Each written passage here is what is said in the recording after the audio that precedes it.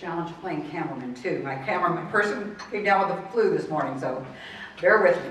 I would mention that we did extend an invitation to the other candidate for Ward number 6, Jen Carrillo, to come, and she declined the invitation. So now we move on to our 4th candidate to come up, and he is running for Ward number 4, and I'm going to invite Don Chip Franks to come up. Thank you all for the invitation this morning, Connie. I'm running for election for the open seat on Council Ward 4 that will soon be vacated by Amelia Burgess, who has decided not to seek a second term. I don't know about the other candidates, but I find it difficult to speak about myself, and we'll take a stab at it to give you some more information on me to maybe help you in the upcoming election. I'm a 4th generation Bloomington native, and I've lived in Ward 4 most of my life, other than during my years at Indiana University. I consider Bloomington to be one of the best cities in the Midwest, so returning here after graduation was an easy decision. At the time, Bloomington was a vibrant, developing city that nurtured and promoted business growth and family values, and continues to do so today. I've been married to my wife, Debbie, for 36 years and raised 3 children here, one of which I made show here today with me. I have 1 grandchild and another on the way. I'm a product of the Bloomington public school systems, as were my grandfather, father, and 3 children. I'm the owner of Cape and Frank Proctor & Bowles, an independent insurance agency which dates back to 1876. This history has played a great part in my decision to run for Alderman of Ward 4. I view the City Council as a board of directors for the city that looks at the big picture when setting policy, and in turn, depending on reliable city employees to control the day-to-day operations. As an alderman needs to be a willing and effective listener with the ability to bring people together in order to accomplish common goals.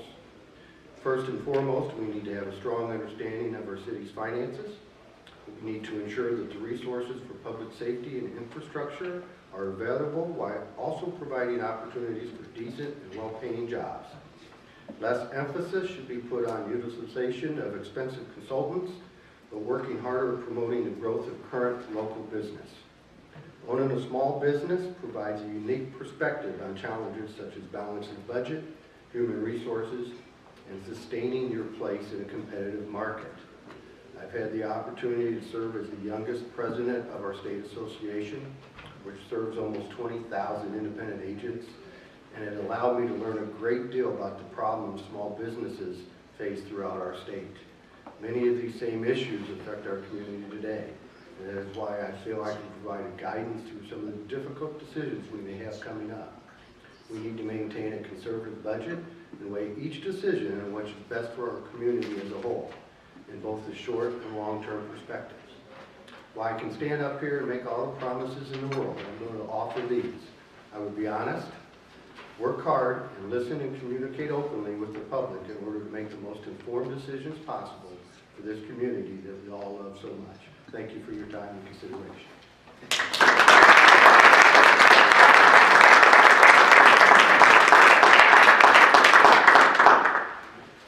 Now we invite the other candidate for Ward 4, Julia Nick, please. Thank you.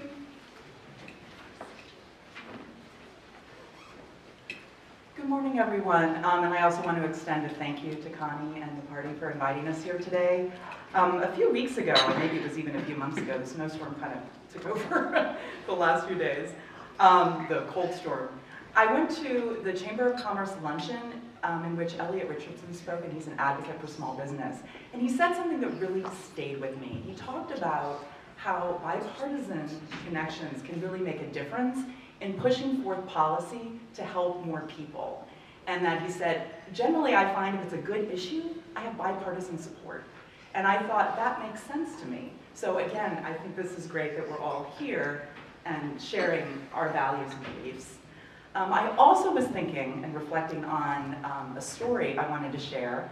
I'm a member of the Bloomington Normal Sunrise Rotary Club. Yes, I have breakfast every morning, Tuesday at 7 a.m. with my friends. And the last program we had on Tuesday, I think, was one of the most inspirational I've ever heard. It was brought to us by Barb Brown, who founded Healing Rides. And essentially, this is a wheelchair-operated system so that individuals who can't walk. The elderly, people who are disabled, who are infirm, they have an opportunity to get into these wheelchairs, and she and her husband have 2 wheelchairs, and they bike them all over Constitution Trail, a beautiful part of which happens to be in my ward, Ward 4. And I thought this kind of issue is sort of where we should start when we think about politics. And I was asked to talk about my philosophy, and it's really about identifying these kinds of issues first that really matter, that have broad support across the community, and then determining how best to go forward. And we do that through discussion, debate, and very hard-won research as we move forward. I live in White Place District on Fell Avenue. We have an old house that we love, and my spouse teaches at Illinois Wesleyan and has for about 9 years now. We have she's almost 4. She'd want me to say she's a 4-year-old. She's still a 3-year-old. And as we've spent time together in the park, when I'm not teaching my education classes at Illinois State University, I've met a lot of people in the community, and I became very dedicated to thinking about what I could do in public service, because I believe that at local government we have the most power, the greatest ability to have an impact on the lives of people.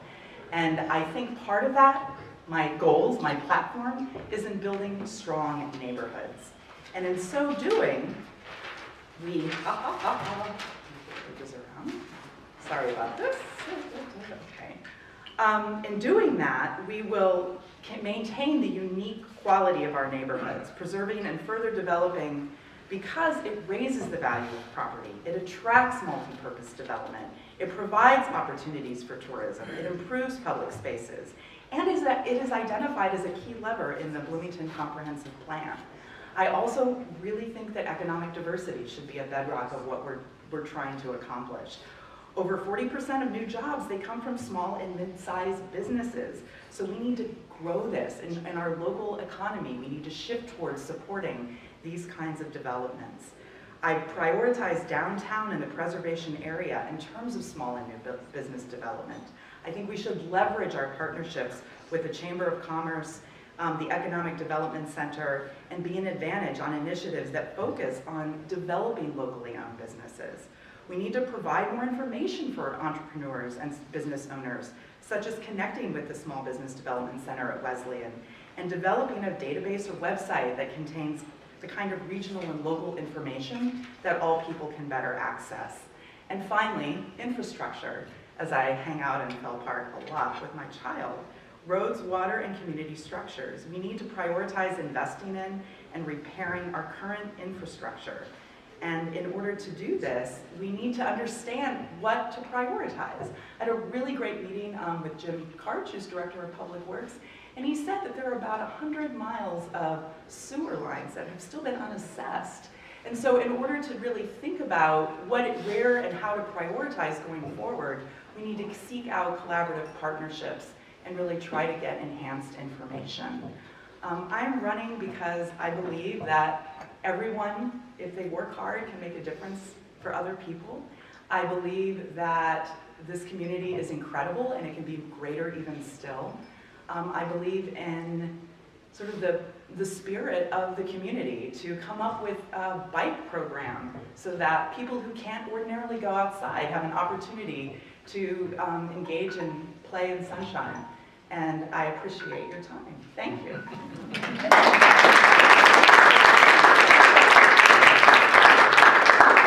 And last but certainly not least, we have our candidate for Ward number 8, Jim Cragill.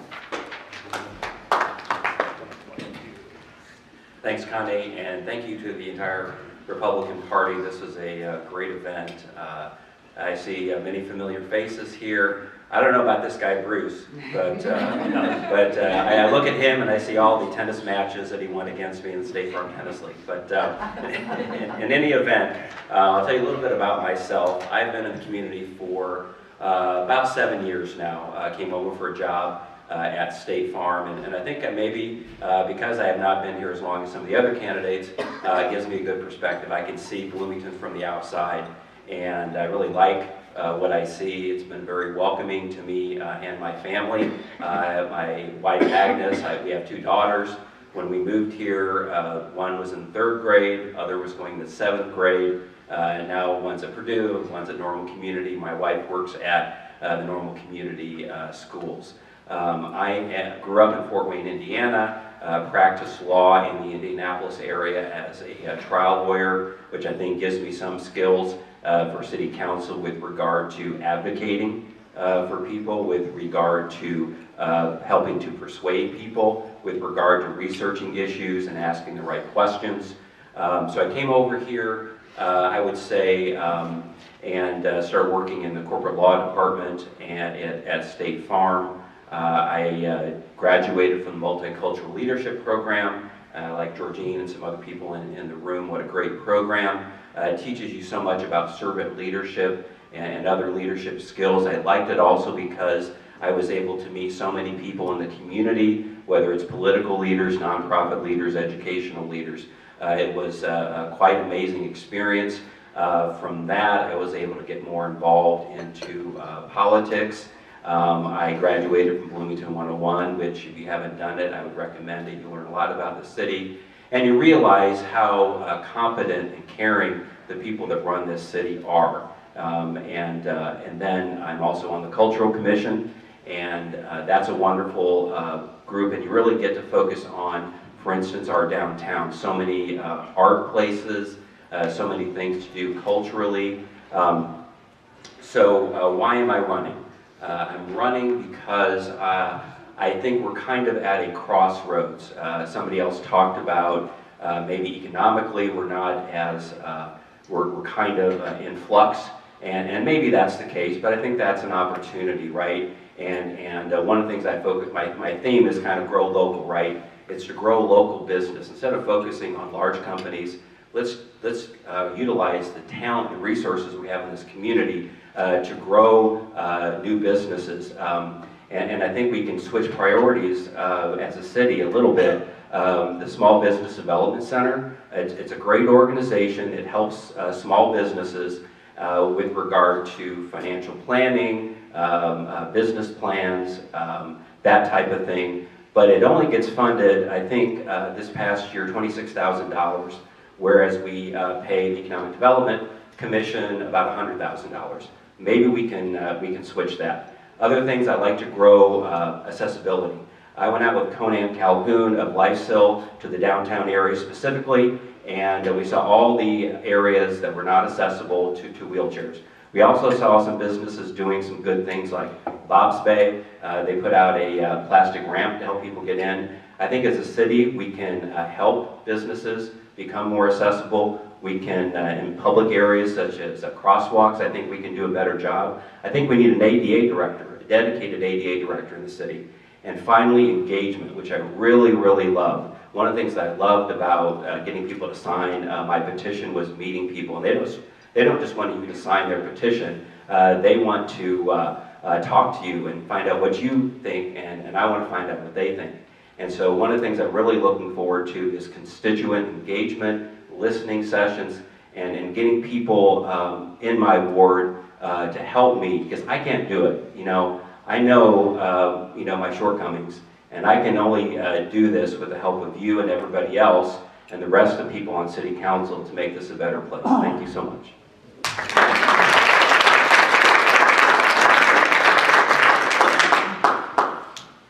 Okay, we are now going to move to an opportunity for you to present questions to our candidates. And what I would suggest is that, what I would ask, is that we come up with a question that you would have broad enough, and to have each candidate then will come up and have their chance.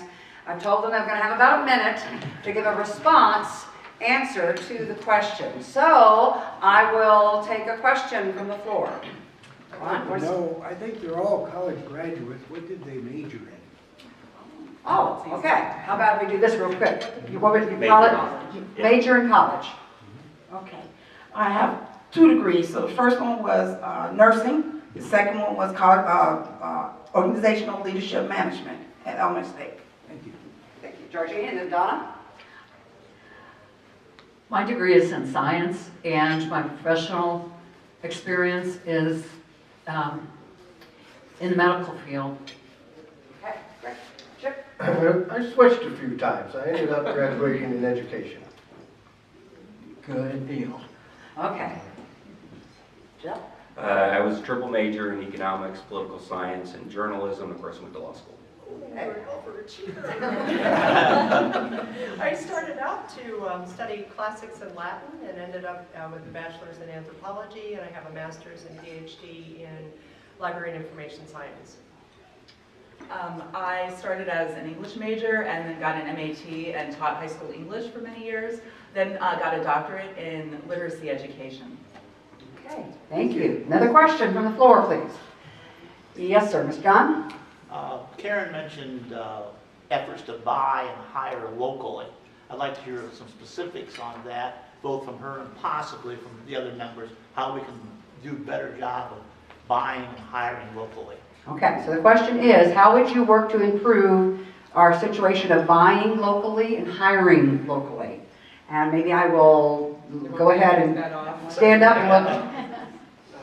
Thanks. Thanks for the opportunity to talk about that for 1 minute. I think the Chamber of Commerce has done a great job in helping us understand about buying locally, and we can individually make that commitment, and I think a lot of us in the room probably do. The hire local part of it, I think, is an opportunity for us to build on workforce development efforts that we're engaged in this community.